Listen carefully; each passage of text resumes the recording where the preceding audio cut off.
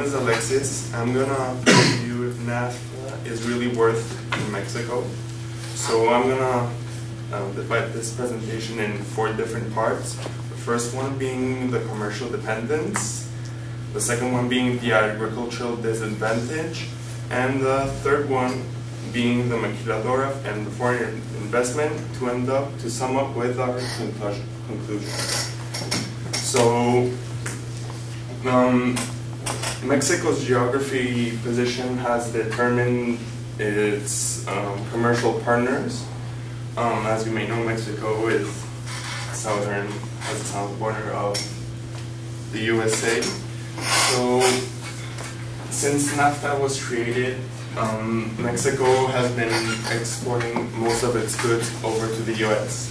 Actually, in 2009, 80.7% of Mexico's exports went to the US.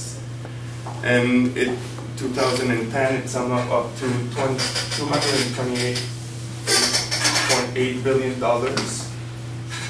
So what we can do so this is that Mexico is too dependent on its trades with the U.S. Once the American economy is goes through a recession, Mexican economy will generally stagnate, since most of our productions are directed towards the U.S.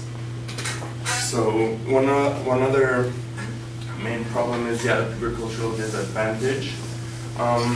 NAFTA was looking forward to, Mexican farmers were looking forward to get more products to the U.S. And by taking down the barriers, they would ease the passage from the products. But let's say American farmers or American plantations are way too strong for small Mexican farmers, and products even in Mexico, American products even in Mexico end up being cheaper than Mexican products. So agriculture is really not a strong point for Mexico, and it hasn't been strengthened as much as they wanted to since they signed with the NAFTA agreement.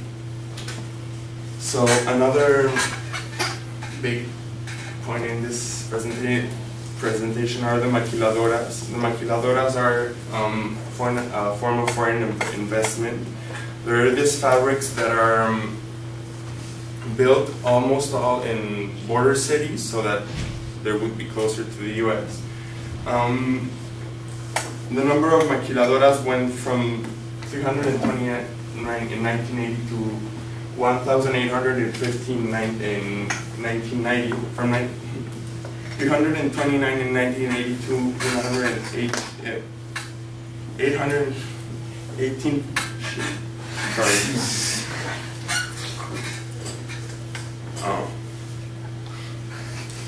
1,850 in 1990.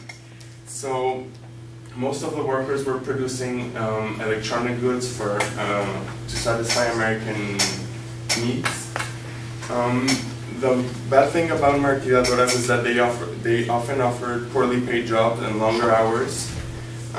There was actually a case called the Mujeres of Juarez, where women were going out too late from work, from the maquiladoras, and they would actually get abducted or raped at night while they were walking home. So it also created a poor environment for work. So in conclusion, we can say that NAFTA has benefited Mexico in many points, especially the exports have increased a lot. But we should ask ourselves if it really is worth it, because foreign investors aren't letting Mexican companies grow on a bigger scale, and American products aren't letting Mexican products go on a global market. So we ask ourselves if this agreement has really worked for Mexico.